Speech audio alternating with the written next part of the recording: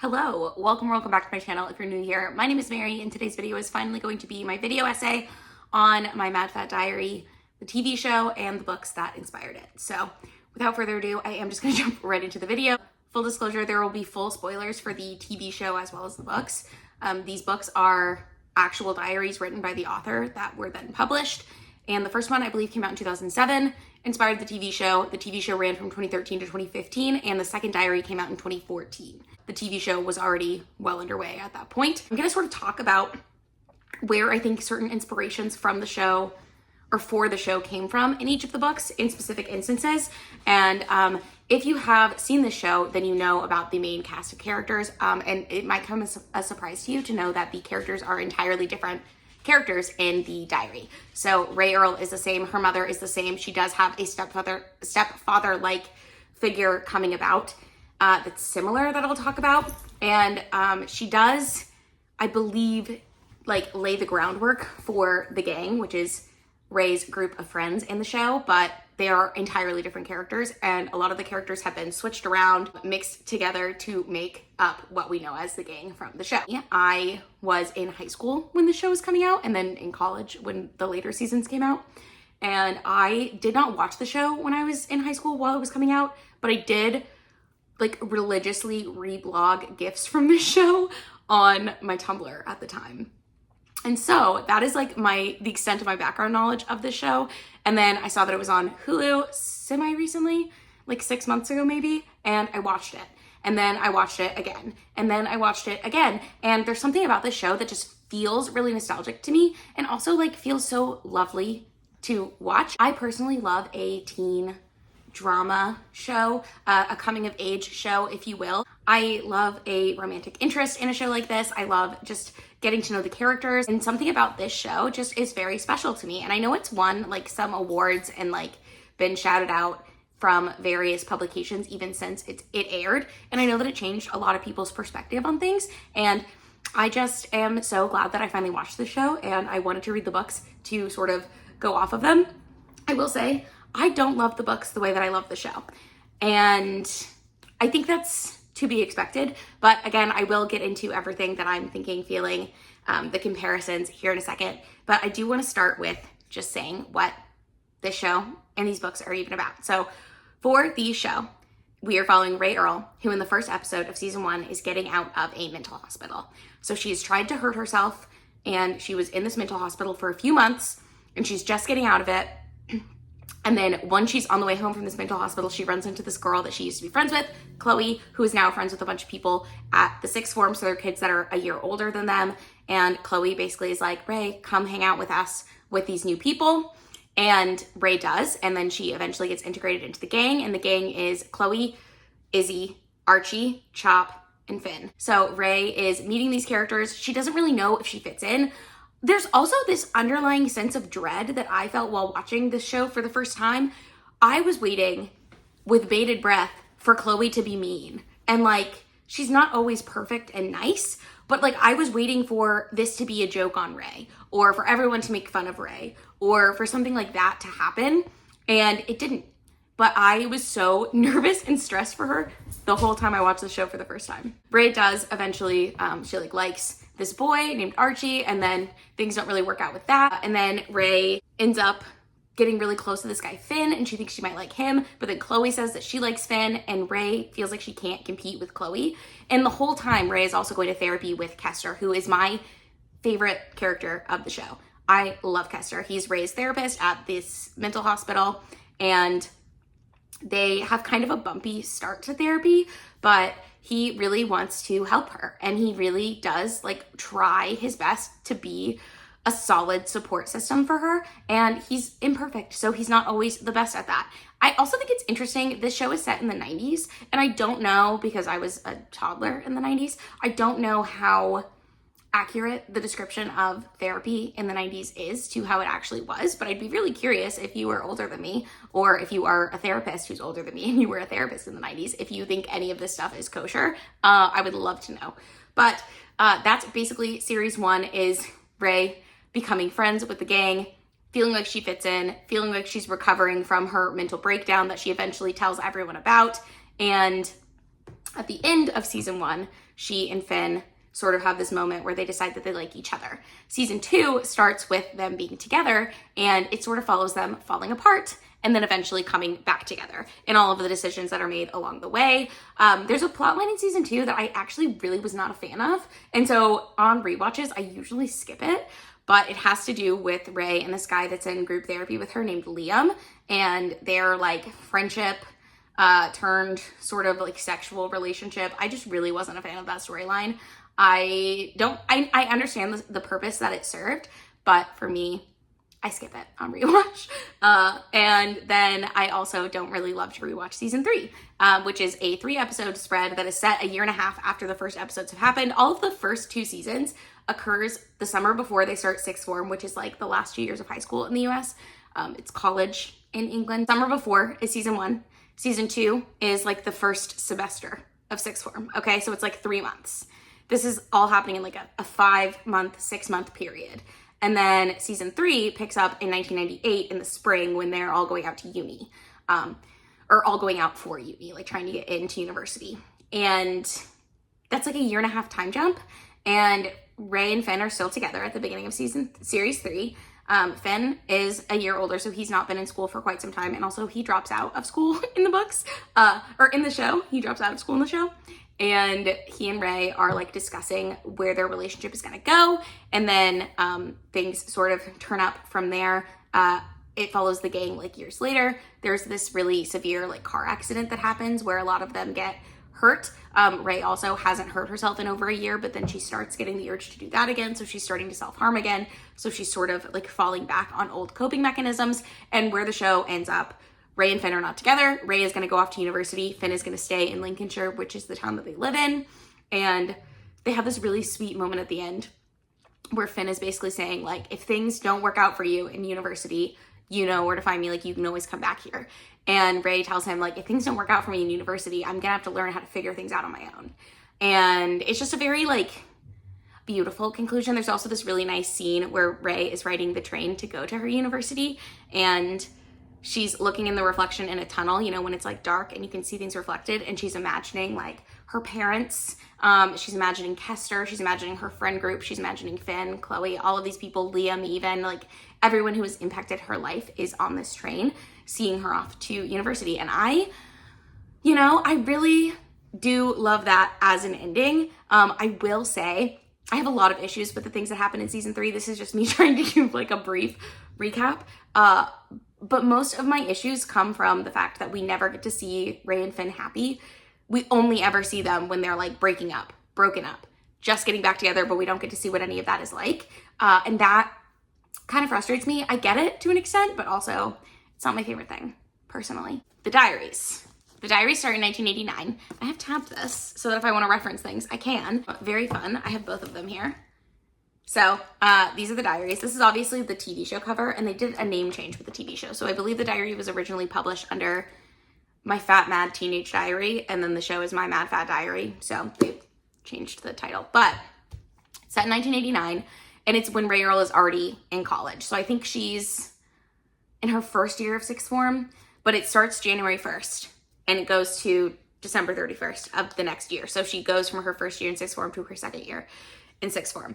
And essentially what happens is it follows her. She has also just gotten out of a mental institution, okay? So she was in a mental hospital. Her mental home was a lot different than the show's mental home because in reality, in 1989, she was in a mental home with adults, okay? It was not like a teen mental ward, which is kind of what's shown in the TV show.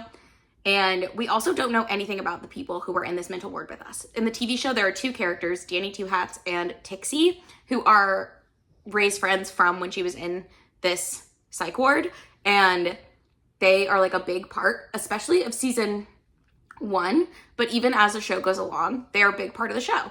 And in the books, there are no friends from the mental ward. There's also no therapist in the books, which again could just be a 1989 thing. I'm really not too sure, but I do think it's interesting that Kester was added to the show, and I think he adds a lot to the show. Just like in the show, in the books, Rae lives with her mom, and they have a cat in the books, but that doesn't really like mean much. It doesn't like make a big difference. And it follows Rae as she is dealing with being fat and how she feels that everyone perceives her, and also like dealing with her mental problems. In the book, it's very clear that she has some form of OCD. In the show, that's briefly mentioned when she's telling everyone that she had a mental breakdown, basically, where she's saying that she has to turn light switches on and off in divisions of 8. But that is like a real constant through the diary. Like, she is constantly saying that she feels like if she doesn't triple check or like do something 4 times, that like her family could get bombed. Like, she really has these compulsions that she can't control. And she never comes out and says that it's OCD, so I could be misdiagnosing. I am not a healthcare professional, but whatever that is much more present in the books than it ever is in the show. Also in the books, she has I don't know how to say this without sounding cruel. She has a deeper reason for why she had a mental breakdown. I'm not saying that people don't have mental breakdowns from like bullying and just general cruelty, which is what happens to Rae in the show. In the book, she's actually not bullied at school. Like, she loves going to school because she's away from her mom and she feels like her mom is always on her back and crazy. But in the show, it shows flashbacks at the beginning of season 2 when she's having to go back to college of all the bullying that she suffered that caused her to have a mental breakdown in, what is it, before 6th form? I don't know, whatever that is. Her GCSE year, I don't know. She was obviously very bullied for the way that she looks, and she just felt like she never fit in, and no matter what she did, she was never good enough. And so that is sort of the kickstart to things in the show. In the book, it actually doesn't say until the 2nd diary, which I think is really interesting, but Rae Earl was actually molested when she was a kid, and it like goes more into that. She's never super graphic about what happens. She just sort of references her family's reactions. She also has older brothers in the book, which she does not have in the show. She's an only child, and her dad is in her life in the books. He's kind of a deadbeat dad. Like, he sends money, but like he doesn't really do anything. But in the show, there's this whole storyline about how she doesn't know who her dad is. She doesn't know where he lives. She doesn't know anything about him. And so that like becomes a storyline in the show. Whereas in the books, she's always known who her dad is. And it's just like kind of a non-issue. It's like run-of-the-mill divorced parents where one parent is not as present as the other. So the main differences between the books and the show for me, besides all the things that I'm going to get into in like the nitty-gritty, are the like focuses of the show versus the books. The show is very much, it's always about Rae's mental health, but like it's about Rae's mental health in a way that really centers that, rather than having that be a side effect. And then the main like plot points are Rae learning to love herself and falling in love. Like, that is what the show is doing. The books, because they're a diary, don't have that at all. Okay, Rae ends up getting a boyfriend at one point, which I'll talk about a little bit later, but it doesn't last super long, and that's like kind of it. And as the books go along, she develops a really, really big crush on the character in the books that I believe is supposed to be Finn. And the more it goes, nothing ever happens with them. I hate to be the one to spoil it. Nothing happens. Even in book 2. Nothing happens. And I'll get more into that again as I'm doing the more deeper comparisons. But like, that's the biggest difference, is the book is literally just like a snapshot of Rae's life, when the author even says in the notes, like, when she felt craziest, like when her brain chemistry was just not working for her. And I think that's just a really interesting way to look at it. I also really love the way the diaries work because she uses code names for people, and it's because she didn't want people from her real life to be outed. So she changes people's names. She's combined all of the girls who were mean to her into this one character that she calls Bethany. And like, the way she just like really combines things up is so interesting to me. I also think it's interesting, just stepping back for a minute for the big picture, the diaries run from 89 to 91 or 92. And the TV show is in like 96 to 98. So I'm really curious as to why they decided to set the show in the 90s. I have a suspicion because about 10 years ago when I was in high school, soft grunge was like all the fashion and people were really obsessed. But that was more early 90s, like fashion coming back, I think. I don't really know. So I'm interested that that's the like era that they put this in. But the other really big thing that the show is always talking about is Rae Earl's taste in music. And she does talk about music a lot in the diary, but it doesn't seem to be like as obscure of a hobby as it is in the show. And like, maybe that's also why they said it when they did. I don't know. So if you have ideas of why you think the show was set, what? Like, 7 years after the diary was written. I would love to know what your thoughts are on that whole thing. If you think it was just purely an aesthetic choice, or if you think it was more of a like conscious decision based on certain things. I'm just curious. Obviously, a lot was changed between the books and the show. The books very much just inspired this character. So I think it's really interesting that they used the real life person's name, given that it's so different. But I also would love to hear your opinions on that. But without further ado, I'm gonna get into my character notes for the biggest differences, because I think this is gonna lay a good groundwork for the rest of this video. The main characters of the show, like I mentioned, are the gang, Rae, Kester, and her mom. And Rae's mom has a boyfriend slash husband later in the show as things go on, okay? And so her mom is Linda. The biggest difference between Linda in the show and Linda in the books, Linda in the books is older than Linda in the show, and Linda in the books is also like, has been married a couple of times, right? So she was married to Rae's dad, and then they got divorced. And then she was married to a teacher who was teaching abroad in Morocco. And the teacher told Rae's mom at the beginning of the diary that he's actually gay. And so Rae's mom goes to Morocco and meets this bodybuilder named Adnan. And Adnan becomes Rae's stepdad. So Adnan is Kareem, okay?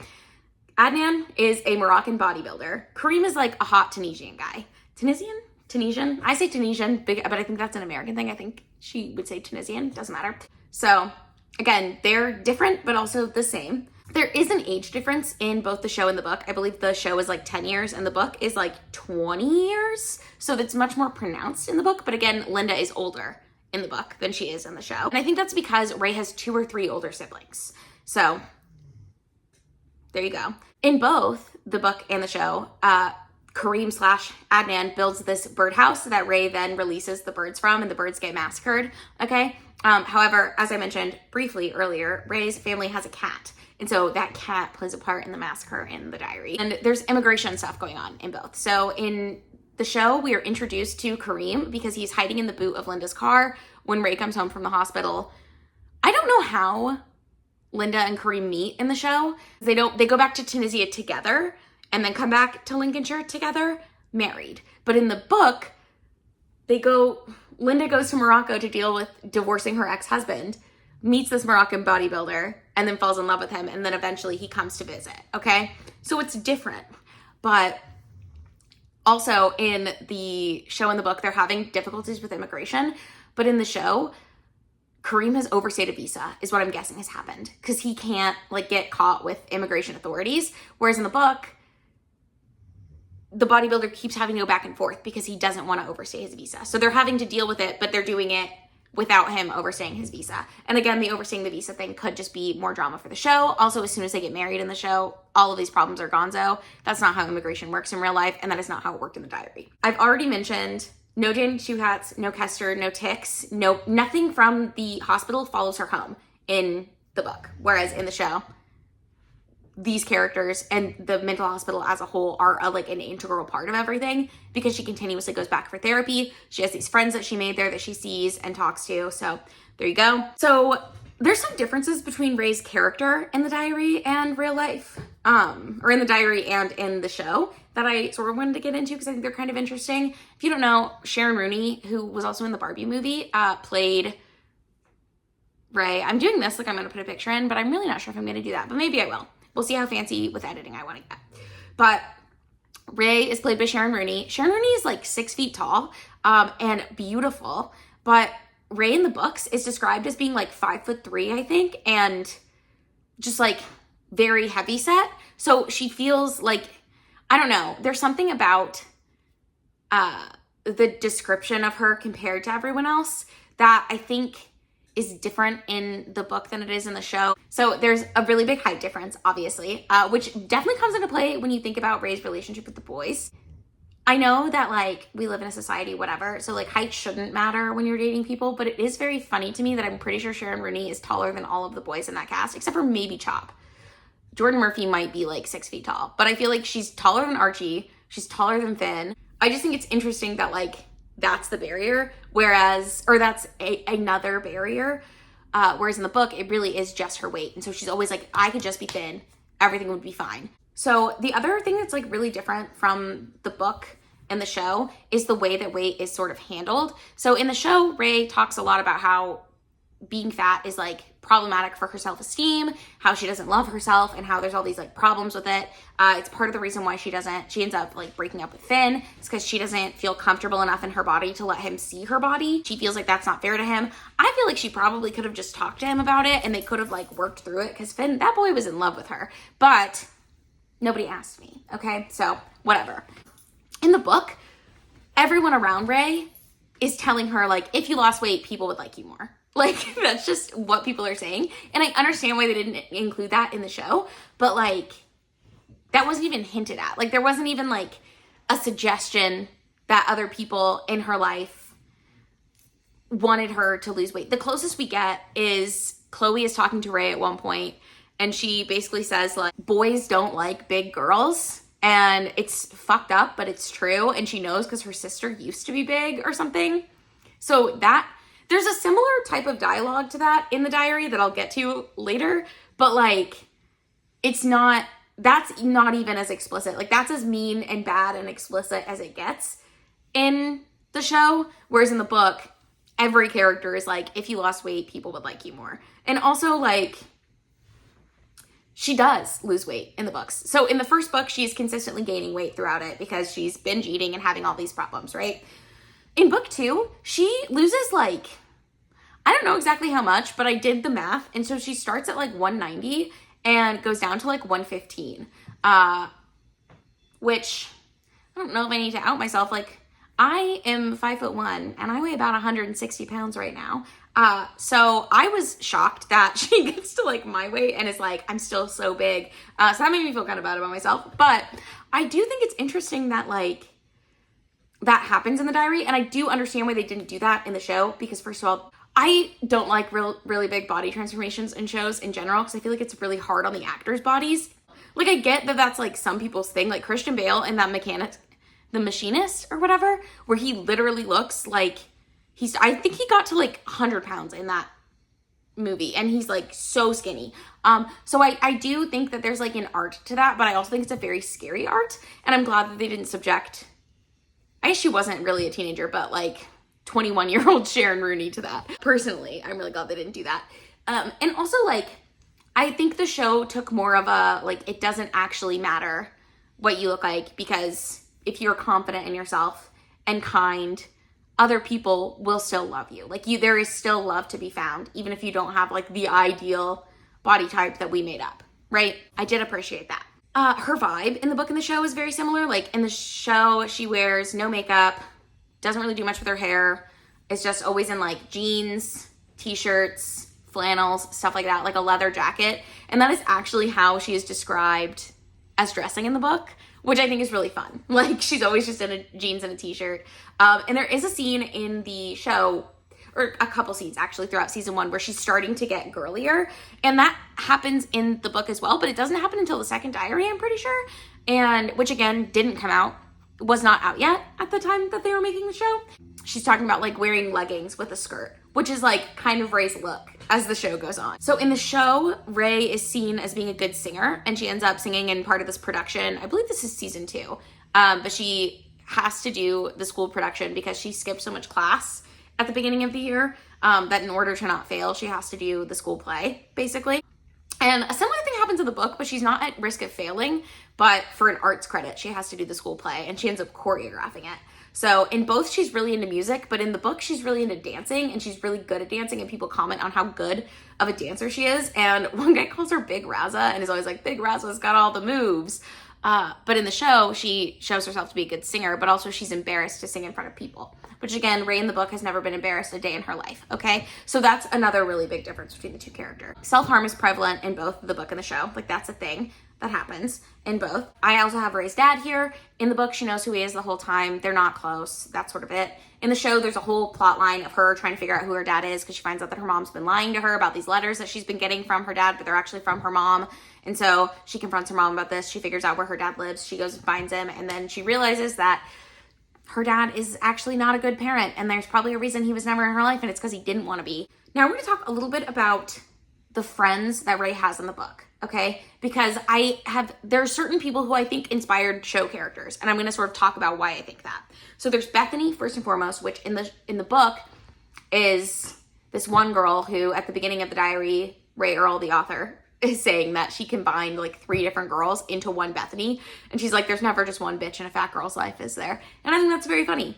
So Bethany is Ray's really good friend that's mean to her. I think Bethany sort of inspired Chloe in the show, but I do think that the authors were like, or the writers for the show were like, we cannot just have a friend that's just mean to her. Like, we're not doing that. The show doesn't actually have this character. Some scenes with Bethany that I've mentioned are scenes that Rae has with Chloe in the show. There are also other traits that Bethany is described as having that I believe go to other characters. Like in season 2, there's this group of mean girls, and one of them has really horrendous skin. And so Bethany is described as having really bad acne. So I think that trait was given to her. But like, I think just the mean girl thing was done in the show without necessarily being Bethany, if that makes sense. The second thing that I wanted to mention, speaking of Chloe, is there actually is a character named Chloe in the book, but Chloe in the book is briefly mentioned in the first diary as getting pregnant and having to drop out of school. And then later she's mentioned as having had her baby. And that's all we hear about Chloe throughout the whole thing. In the TV show, Chloe does get pregnant, but she doesn't drop out of school. She ends up going to get an abortion. So I just thought that was like a funny tie-in, I guess. While we're here, I just want to mention in the show, the girls' like previous school had been an all-girls school with uniforms, but now they're going to a sixth form college that is mixed gender and doesn't have uniforms.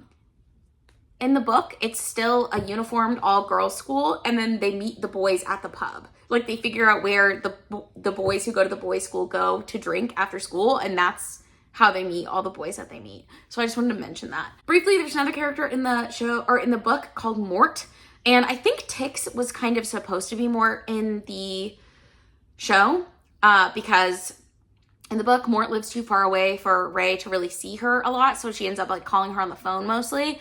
And Mort gives her like really good advice. She's the one who she can really talk to, but she's just not available all the time because of their living situation. Same thing in the show with Tix. Tix is living in the mental hospital. She has severe anorexia, and spoiler alert, ends up dying in the show. But she is who Rae sort of goes to with all of her problems, because Tix doesn't live in the same world that Rae lives in because she's in the hospital at all times. Then we have the Green Lane Gang, which is the same. It exists in the diary. It exists in the show. It's this group of teenage boys who ride around on bikes and yell mean things at Rae. It's called Green Lane Gang because there's the Green Lane, which is where they always hang out. And one of the big things that they call her is Jabba, like Jabba the Hutt. I will say in the show, one of the Green Lane Gang kind of gets a redemption arc. That doesn't exist in the book. They're never really characters. They're just guys who yell mean things. The gang as a whole does exist in the book, but it's different, okay? So in the show, we have Chop, Finn, Archie, Chloe, and Izzy, and then eventually Rae. In the book, there's these boys, which is Fig, Haddock, Harry, and Luke. Mostly it's Fig and Haddock are like really good friends. Dauber is Fig's girlfriend. Haddock has a girlfriend who doesn't have a name. And Harry and Luke are sort of like boys that float in and out behind scenes. Bethany is sometimes in there, but usually not. So it's not a cohesive, like, these 6 people always hang out together like it is in the show. Harry in the book, I believe, is supposed to be Archie in the show. He is the guy that Rae has a crush on early on in the first diary. Also, the first boy in the gang that Rae has a crush on in the show is Archie. At one point, they end up kissing in both the book and the show, and then they break up. In the show, it is confirmed because Archie is actually gay, and he just thought he could make himself straight by sort of using Rae, and they deal with how that is fucked up and problematic, and then they move past it. In the book, Rae hears from Battered Sausage, who I believe is Chop, and Battered Sausage tells Rae that Harry only went out with her because people were saying he was gay, and he wanted to prove that he wasn't gay. And also, there's a scene when Rae and Harry kiss. After she hears that, she goes and finds Harry and is like, hey, you don't have to just kiss me because you feel sorry for me. Were you kissing me because you felt sorry for me? And he says, yeah, a little. So that exact dialogue happens in the show when Rae kisses Finn for the first time. She says, you don't have to kiss me because you feel sorry for me. And Finn says, I'm not kissing you because I feel sorry for you. I'm kissing you because I want to. So I think it's interesting that they used the same thing, but they made it sweet because obviously we love Finn. Okay. Harry also, we never really see him anymore in the book after Rae and Harry's brief fling, which makes sense because why would she want to be around him? In the show, obviously, Rae and Archie are like really, they're like best friends. So good of friends that I think people think that something is still going on with them for much longer than it actually is. So Haddock is the character in the book that I believe is supposed to be Finn, or I believe Finn is supposed to be in the show. Haddock is the guy that Rae ends up having the biggest crush on. Haddock she describes as like really grumpy, which she describes Finn as a grumpy sod in the beginning of the show. And she's like, he's a prick, he's arrogant, he's like so hot, but he totally knows it. And just all of the things that she describes Finn in the show as is what Haddock is described as in the book. He's described as moody, grumpy, rude. And then later, Rae says that she was wrong about him and he becomes her love interest. Haddock has a girlfriend the entire book. They're off in and on again. Like they'll break up and then they'll fight all night and then they'll get back together. And then they'll do that in reverse. So they're always on again, off again. I mentioned this already, but Fig, another character, has a girlfriend named Dauber, and Dauber, Haddock's girlfriend, and Rae actually all become really good friends in the book.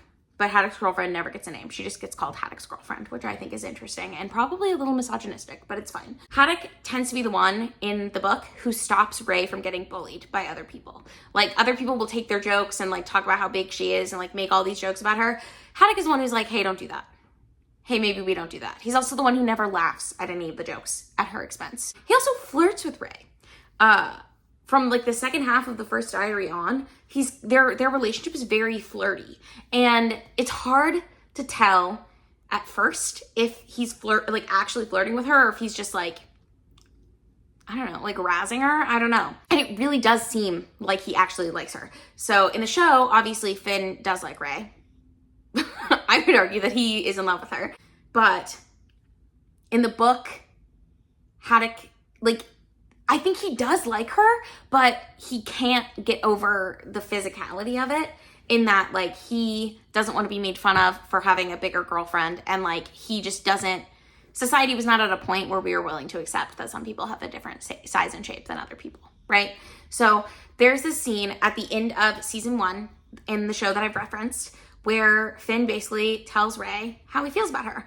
And he has to write it on her back because they have this thing where they like write on each other instead of talking. It's like their secret language. But he does like writes, I like you or whatever on her back. We don't actually see what word he uses. We just see I and then the you of you. And then we're led to believe that he either said I like you or I love you. But I assume it's I like you. I don't know. In the show, that is like after Rae's mom's wedding and Rae gave this speech about how she had this mental breakdown. And so like, it's the big conclusion scene. The big conclusion in the book is Haddock and Rae New Year's Eve walking back from a New Year's Eve party. Haddock pulls her into an alley and gets like really close to her face. So like you think maybe they're gonna kiss. And then he tells her that if she lost weight, she would be much more attractive. And like that she has a pretty face.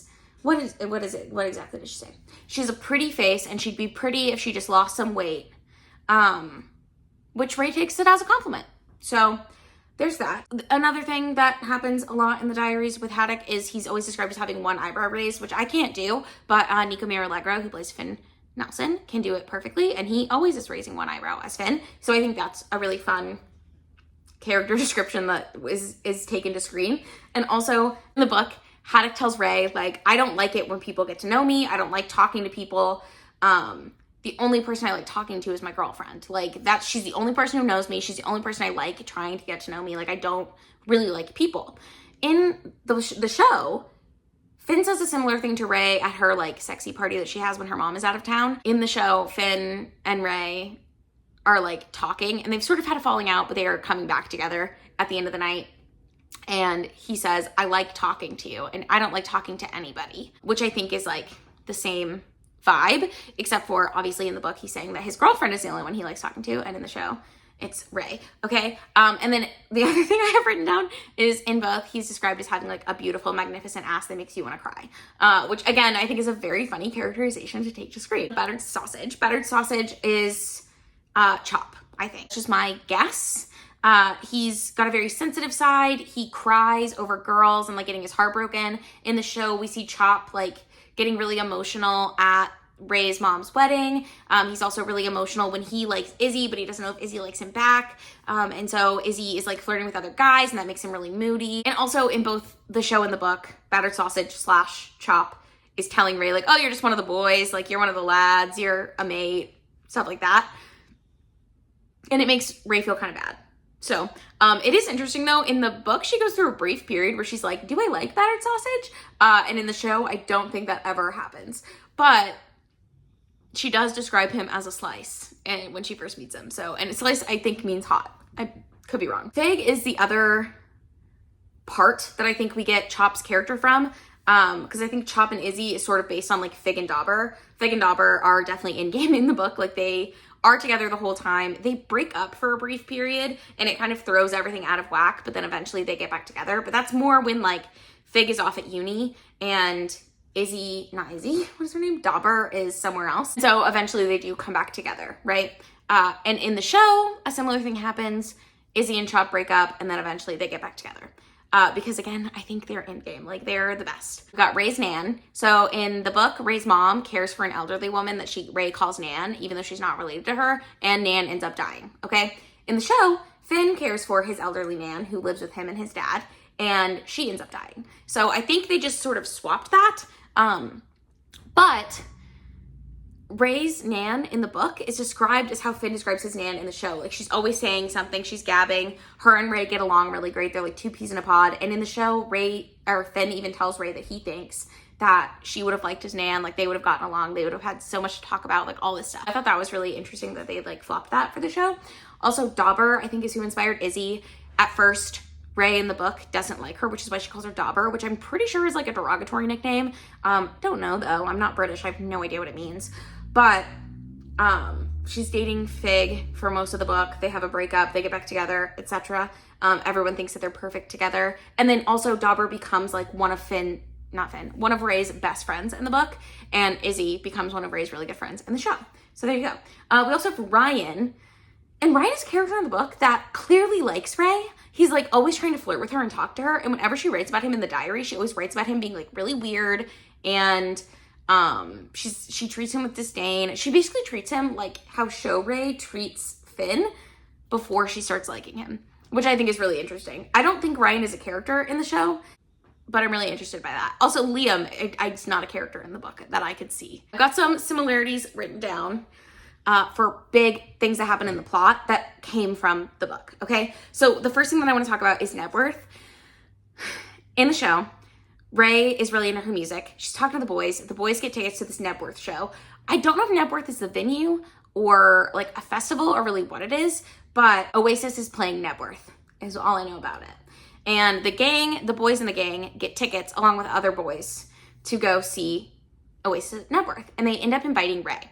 And Rae is supposed to go, but she ends up staying back with Chloe while Chloe gets her abortion. That's why she doesn't go. In the book, there's this thing, the Smiths are supposed to be playing a secret show, and everyone is talking about it, and Rae can't get money for a ticket because her mom won't let her go, right? Her mom won't loan her the money, so she can't get money for a ticket, and she's talking about how, like, there's no way the Smiths are actually playing this venue, and it turns out to not actually be the Smiths, but a family called the Smiths who play instruments together.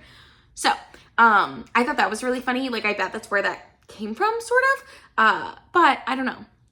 There's also the scene when Rae is first meeting the gang. Chloe decides to have a swim party at her house for her birthday, or for Izzy's birthday, I think is whose birthday it actually is. Doesn't matter. But Rae goes to this swim party and gets stuck in the slide while she's trying to go down and get in the pool, and she has to have Chop come pull her out of the slide. This happens in the book, but in the book, it's like at a public pool, and she gets stuck, and like she has to like crawl her way out of it, and everyone makes fun of her and talks about it. And Bethany is actually who tells everyone at school what happened. Bethany's a bitch in the book. In the show, she's able to like bounce back from it. Like everyone is nervous, I think, because they don't know how to like how she's gonna react. They don't know how they're supposed to react. And then she's like, Chop, will you come use your big man arms to pry me out of the slide? And he does. And then everyone has a great time. And that's that. But in the book, it becomes one of those things that like replays in her mind. And also like in the book, after that scene, she talks about, or she writes that she hates that people would go home and talk about her and make jokes about something like that happening to her. And in the show, there's a scene before this where she's trying on swimsuits with Chloe and the smoke alarm goes off in the store. And so they have to go be ushered outside and she's in a bikini top and people walk by, laugh at her and point at her. And she says the same thing then, like that her skin is itchy and she feels like she hates that people are going to go home and talk about her, basically. Also, a book that she reads in both the show and the book called Becoming Orgasmic. And I thought that was just really funny that that's an actual book from the diary that she ends up reading. And in both, she's like convinced whoever she bought the book from or checked it out from the library that like it's for her mom. And so her mom gets mad at her being like, why are you telling people that I'm buying this Becoming Orgasmic book? So I've mentioned this before, but self-harm is a really big part of Rae's character in both the book and the show. In the show, she has previously cut herself, but now usually would like burn herself with hot water or just like do little things to like cause pain. In the book, she is burning herself with matches and also cutting herself. So your mileage may vary with the self-harm discussion in these. Just 17 magazine is mentioned in both, which I think is very funny. So in the book, Bethany reads it and is always like referencing it. And in the show, there's a scene right after Rae goes on a date with Finn for the first time in season 2 where they go bowling and she beats him at bowling and Chloe goes, boys don't like being beaten at sports. I read it in Just 17, which I think is so funny. So I really like that. In both, Rae really hates boy bands. I can't remember the name of the boy band in the book right now, but there is a boy band that like Bethany and all these people like, and Rae hates them with a passion and talks about like wanting to murder them, but not actually wanting to murder them, but just wanting them to never make music again.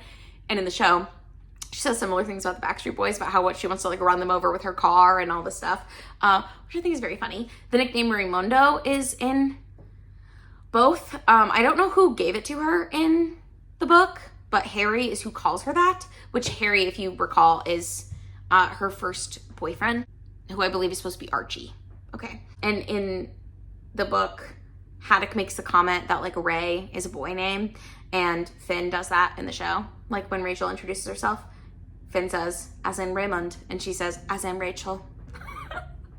It's one of my favorite scenes. I love it. So Rae doesn't get her period in either. That's like a big thing about how she's like waiting for her period to come. And then when she does get a period, she gets a mega period. It happens way later in the show or in the book than it does in the show. In the show, it's like whatever episode Chloe finds out she's pregnant in is the same episode that Rae gets her period for the first time in like a year. So there is a scene in the show, which is like the turning point for Finn as a character for a lot of the audience, where Rae is getting having insults yelled at her by the Green Lane gang. And it's because she has bled through her skirt. She has a period, her first one. She hasn't had one in a long time. So she's bled through her skirt. She didn't know she was going to have her period. And these boys yell at her about how gross she is. And like they say Jabba's got a jam stain, which is disgusting, but beside the point. But Finn comes out of the restaurant that they were all just in and punches one of the guys in the Green Lane gang in the face and is like, you have to apologize to her now. It goes for you two twats as well. It's a whole thing. But in the book, to get these boys to stop bullying her, no one comes to Rae's rescue. Rae just says that her brother is like some fighter guy who, I didn't look up the guy's name. What is it? Reggie Cray? I don't know who that is, but she tells them that she's related to Reggie Cray, that's her brother, and so they better leave her alone. And it works, which I think is very funny. Like the reason they stop bothering her in the book in the show is because of Finn. And in the book, it's because she's smart as hell and just lies. In both the show and the book, Rae is reading The Tempest and talks about it, which I think is interesting. Also, the food fight scene. It's the first thing that happens in episode 1. Like at the end of the night, Rae has hung out with the gang, met them for the first time, and they have a food fight in the Chippy. That is episode 1 of the show. In the book, Rae gets into a food fight with Luke. I don't remember where that happens. I just wrote Rae gets into a food fight with Luke in the book. So, it's later, I guess, but I don't know exactly when. In the book, Bethany talks about not taking the pill and having a pregnancy scare because she doesn't take the pill, like the birth control pill, because she's worried about gaining weight. And she tells that to Rae's face, and Rae has to be like, oh, great, yeah, being me would be the worst thing you could do. Chloe does the same thing in the book, or in the show. Chloe says like, oh, well, I didn't want to take the pill because I saw that a side effect is gaining weight and I didn't want to gain any weight. And Rae's like, it's funny, you gain a lot of weight when you're pregnant, which is just so harsh. The way that Bethany in the book loses her virginity is described as like in a barn conversion and like on the landing because he didn't want her in the bedroom and like all this different stuff that is the same as the way Chloe describes losing her virginity in the show. But in the show, Chloe loses her virginity to her former gym teacher. Scandalous and disgusting. And I'm pretty sure Bethany just loses her virginity to some dude. But they both are dating someone who wants to keep things casual. So that was the other thing between the like teacher who wanted to keep things casual because he was breaking the law. And sorry, I don't know how else to say it. And this guy that Bethany was dating in the book. There's also a neighbor in the book and the show that claims that Rae is like peeping through her window when she's just accidentally looking out the window and this neighbor is naked in front of her own open window. So I thought that was funny that it happens in both. In both, Rae drinks snake bite and black, which my understanding of a snake bite and black, okay? A snake bite is like half cider, half lager. And then black is something else. So, I don't know what black is, but is it like currant something? I don't know. There's a whole scene in the show where Rae can't find her mail because her mom puts it behind a pig on the radiator. Same thing happens in the book. Rae's mom puts Rae's mail behind a clock on the mantelpiece, so she can't find her mail. Another similarity between Bethany in the book and Chloe in the show is there's a scene in the book where Bethany says she starts smoking because it keeps you thin. And that is exactly what Chloe says when she gets caught smoking. She says, you know, it keeps you thin. And I think she doesn't really smoke after that. I think Bethany smokes the whole time, but I think they just wanted to show Chloe smoking once. Although Finn smokes the whole show, so I don't really know what was up with that. Rae runs away in both the book and the show. So in the show, Rae's mom slaps her after she let the birds out, I think is what happens. And yes, great. Which does happen in the book, but not until way after Rae runs away. And in the show, Rae goes to Finn's house after she's been slapped. In the book, Rae runs away and her mom actually slaps her when she gets back. I don't remember why she ran away in the book, but I do remember that she just sat in the park for a couple hours and then went home. Whereas in the show, she's gone at least over one night. In the show, Chloe and Rae have sort of a competition for Finn's affections. Like they're sort of competing to see who can get the boy. And in the book, this kind of happens, but like mostly it's that every guy that Rae likes, Bethany ends up liking and then going out with. So that happens with like battered sausage. It happens with Harry maybe, or Luke. No, it happens with Luke, not Harry. But like all the boys that Rae kind of likes, she'll tell Bethany and then Bethany will immediately start dating them. Which I thought was interesting. Also in the book, another thing that Bethany does is tells Rae that she makes Bethany feel guilty because boys always like her. And then Chloe says something similar in the show where she says, you always make me feel guilty for having things. Like when she has a boyfriend and all this stuff, like she's basically saying like Rae just wants Chloe to feel bad about things when really what Rae was trying to do in the show is be like, hey, maybe you shouldn't date your teacher. So I don't think she was wrong for that. Anyways, there's a sexy party in the books and the show. Again, a sexy party is just a party that ends in a sleepover, okay? So in the show, Rae has all of her friends around because her mom goes out of town and she's mad at her mom. So she wants to like throw a party to get back at her mom. And that's sort of how things go. That's again when she has the falling out with Finn where she tells him, I don't want to be your friend. And he takes that to mean like, oh, you don't want to be friends with me. But she means, I want to kiss you. And so that happens. And then they end up making up because Rae walks in on Finn finding out that his nan has passed away. And so she goes to comfort him. And then again, they have their conversation where he says, I don't like talking to anybody, but I like talking to you. Okay, in the book, Rae has a party when her mom is out of town, but it's just the boys. And so she ends up saying something really mean to Haddock that she was told in confidence by either Fig or Battered Sausage. I think Fig. And she like says something, she doesn't say what it is, but she says it to Haddock. He gets really upset. He leaves for a couple hours and comes back and has been clearly like crying, which again is similar to the show, except for in the show, he's crying because his grandmother has died. And that's when she starts having a crush on Haddock in the book. In the show, Rae already had a crush on Finn. And then another thing that happens is in the book and the show, Haddock / Finn have this confrontation with Rae about like, I don't know why you don't like me. In the book, that happens after Rae says this mean thing to him and she starts to actually have a crush on him, where he's like, look, why don't you like me? You're nice to everybody except for me. Like, I don't know what I've done to piss you off. In the show, Rae is supposed to have the second date with Archie. She ends up getting stood up by Archie. Finn shows up saying, like, Archie's not coming to this date. And then he leaves. And the next day, he shows up at Rae's house and is like, listen, I didn't know it was supposed to be a date between you and Archie. If I knew, then I would never have done that for him. He just asked me to go tell you that he wasn't going to show up. He's at work right now. And then he says, I just didn't want you adding this to the long list of things you hate about me. And Rae said, Finn, the list isn't that long. Which I love. I think it's so sweet. But anyways, there's also a rave in both the show and the book. In the show, the whole gang goes to the rave, and there's this big thing about how, like, Rae's not actually allowed to go, but it turns out that it's the same night that Rae runs away from home because her mom slaps her, so she goes to the rave.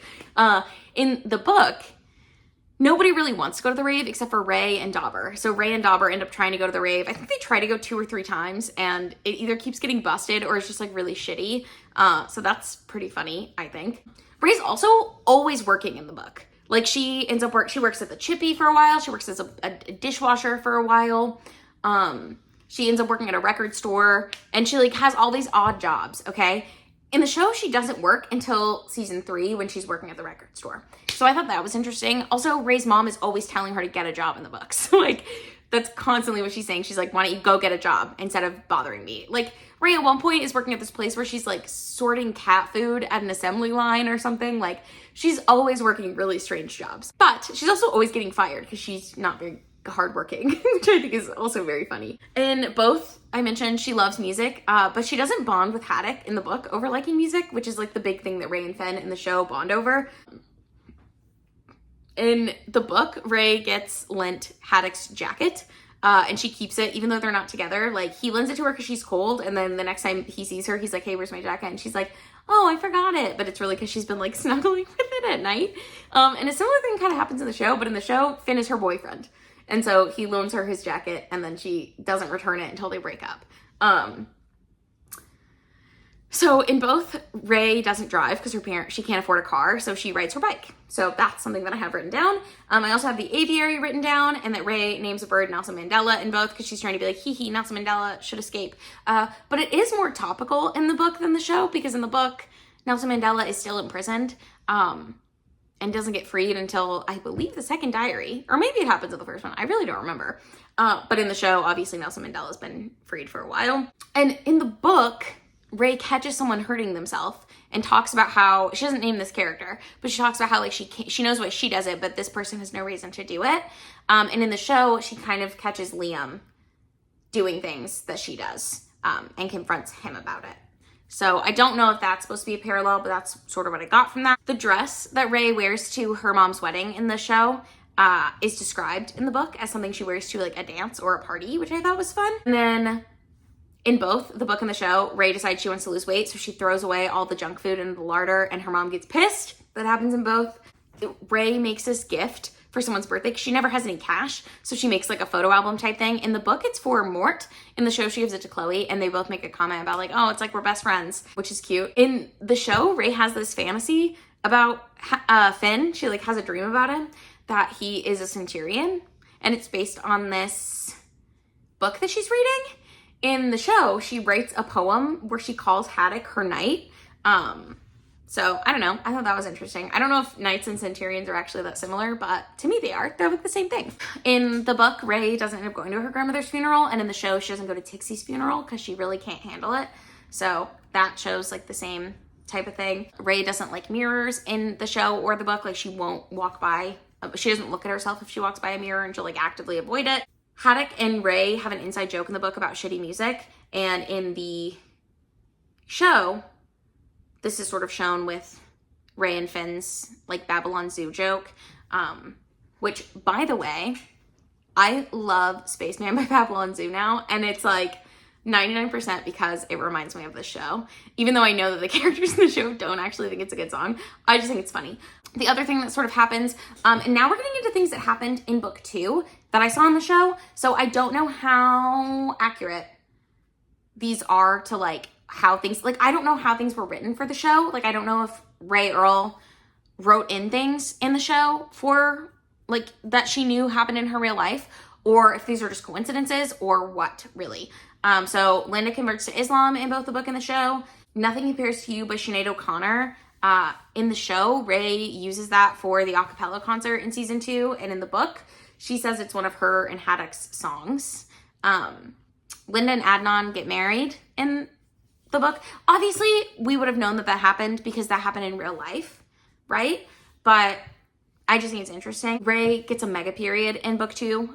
The second diary that she releases, it's her first period in however long, and she gets like a huge one. That happens in season 1 of the show. So I thought that was really interesting. The fair scene happens in book 2. In the show, she goes with Chloe and then this gang of 23-year-olds that Chloe started hanging out with. And in the book, she goes with Dauber, I think. Book 2 is basically like the first part of it is just her revising for A-levels, which is just like season 3 of the show. I will say in book 2, she ends up she takes a year off between school. Well, so she's supposed to go to college at Essex, I think. And then she gets there, she hates it. After like a week, she goes back to live with her mom and she ends up working as a bartender for a while. And then she spends some time going to Poland as like, not a missionary, but like she goes to Poland for like a refuge thing. Like, I want to say like AmeriCorps, but it's not really that either. I don't know what it's called. And it's not Peace Corps, I don't think. But it's like just a summer that she does this. And then she ends up going to college at Hull. And in the show, none of that happens, right? The show ends with her going to uni. So we don't really see all of this after the fact. Whereas that's like a huge part of the second book is what she's doing after she finishes her A-levels. Her friends have moved away and she feels like she's been left behind. So Haddock was originally going to go into the military in the books. And then he actually ends up going to university in Leeds. And he finishes A-levels, first of all, which Finn in the show does not finish A-levels. Finn in the show goes to Leeds to work for an uncle in a scaffolding business in season 2 and then ends up coming back to Lincolnshire. But in the book, he just goes to Leeds and doesn't come back. But Rae decides to go to university at Hull, which is like an hour from Leeds, I think. And she even talks about in the end of her like second book, like her author's note, I guess, how she went and found, it's almost like an epilogue, but she went and found, or she went to Leeds on a couple of occasions. Haddock told her, like, if you ever come to Leeds, you should let me know, hit me up, we can hang out. But she never tells him that she's going, and she always goes hoping that she'll see him, but she doesn't. And then there's this really interesting scene at the end of the second diary where Rae basically says that, like, I'm going to read this to you. It says, there was one time at Fig's house, I think. I say I think because I might have read it wrong, but I think he might have tried to get it off with me. It was a sleepover in 1994 around Christmas time. I was drunk, he was drunk, we were in Fig's front room, Fig and Dauber were snogging, Battered Sausage was snoring, Haddock and me were having a play fight, and then it went all weird. I remember saying the words, no, let's just stay friends, or some other cliched nonsense. Perhaps he hadn't really tried. My little insecure fat girl reached up and said, it's bloody Haddock, of course he didn't try to kiss you. He stayed on the floor. My inner insecure fat girl dragged me back alone to the sofa. Lame, lame, lame. Yes, I know, I regret it. I was scared to my bones, but perhaps I had read it wrong, and perhaps some things are never meant to be. I stayed awake for hours. I heard his heavy breathing. I looked at him in a heap. I thought about how much he made me laugh every time I saw him. I thought about his kindness, understated and real. I'd had a long-term relationship by this point. It had been fairly disastrous. Here was someone 4 years on that I still thought about. I still liked him. I really liked him. He was single. I was single. I stayed rooted to the sofa, and that was that. Haddock fell from my life like sand through my fingers, like bros from the chart. These things happen. Who gives the Berlin Wall a second thought these days? Things that were enormous parts of our life get forgotten. Once, Haddock had been everything, and then he was almost nothing. So, and then this is what she says when she saw him in 2001. She says, I can't really remember the dates, but I remember the events like it was yesterday.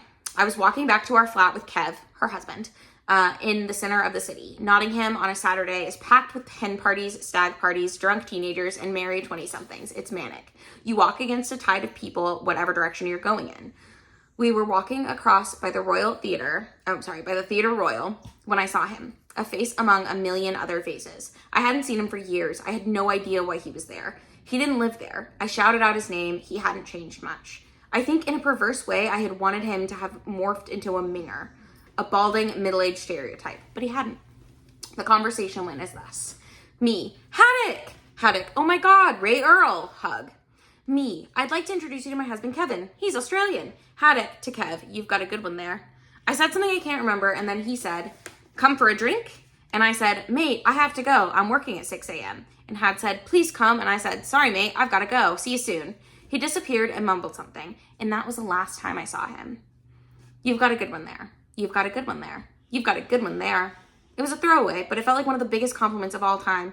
I couldn't sleep that night. I had to explain to Kev about Haddock. Kev said, why didn't you go for a drink with him and tell him how much he meant to you? But I couldn't. It belonged to another age. What was I going to say? Hello, Haddock. How's life? By the way, I was in love with you when I was 17. You made me feel better about myself at a time when hardly anything else did. You have still got the best ass I've ever seen. Besides, the Haddock I bumped into isn't the Haddock I knew, or even the Haddock I thought I knew. The Haddock I knew has his own happy ending. I know this because when this book first came out, because when the first book came out, I had to ring him up and warn him what was about to be revealed. That was an interesting conversation. He genuinely had no idea. Anyway, Haddock finally realized he was a handsome, witty sod with a great backside. He put any demons he had to bed, married a fantastic woman, and has lovely children. And no, he's not an insurance salesman. He does something, as I suspected, far more wonderful than that. But don't go looking for him. He's very private. He wants to stay anonymous, and I think that's bloody right. Let's leave him to the contented, great life he deserves. So, then she says, we all feel fat, ugly, and bad about ourselves sometimes, irrespective of what we really are. And if we've got any sense, we do two things. Firstly, we love ourselves. That is our responsibility. Then we find people and things that make us feel even better about ourselves because most of us are the same. All we want is to be loved. It goes on, but that's my favorite part of that. And so here's my final thoughts, okay? The show is obviously vastly different from the book. And a lot of ways, I think the show was made to be more palatable to readers. Or to watchers. I think the main reasons for them changing things, one, I think they wanted a cleaner cast. So they got the gang, and those are the only characters really in the show, right? There's the gang, there's Kester, there's the two people at the mental hospital, and there's Ray's mom. Those are the characters. They didn't want to get bogged down with all these extra characters that happen throughout the books, where there's people coming in and people coming out. So they combined things, they mixed things around. Also, I think they wanted it to be uplifting. The diary's not totally depressing, but people are mean to Rae, and it's much more realistic in that way. But I think they wanted the show to have more of a uplifting feel, and they didn't want it to just be fat shaming the main character the whole time, which I appreciated. Also, I like that they gave it a love interest. That made it, at least for the time, a very different show than any other show that was out, because there were not shows that I was watching that featured fat teenagers who were the love interest, okay? That was not a thing. And I thought that that was really interesting, that that's the way that they went with it, and I thought that it was a really good thing. And last but certainly not least, I think the show really wanted to give a clear arc. Books, like real life, it's hard to have a clear arc. There's not a clear plot to most of our lives. And especially when you're looking at a diary is not gonna have a clear plot. It's gonna have a central theme, which I think is more so what these have. There's not a plot through line because it's just her life. But there is a central theme, which is coming to terms with liking yourself and the people along the way that sort of help with that. I will say the whole time I was reading the second diary, especially, I was waiting for Rae Earl to get with Haddock. And then she didn't. And that is real life versus a show, like my Mad Fat Diary. So those are my final thoughts on this. Let me know in the comments down below, did you have a My Mad Fat Diary phase? Are you going to relive your phase now? Because I'm considering rewatching the show for the 4th time this year. And I might do it. But that's going to be it for me today. Thank you so much for watching this video. If you liked it, don't forget to give it a thumbs up. If you would like to, you can go ahead and subscribe to my channel because I do try to post 2 videos every week, and I do try to do book versus adaptation reviews whenever I can. Thank you so much for watching this video, and I will see you in another video very soon.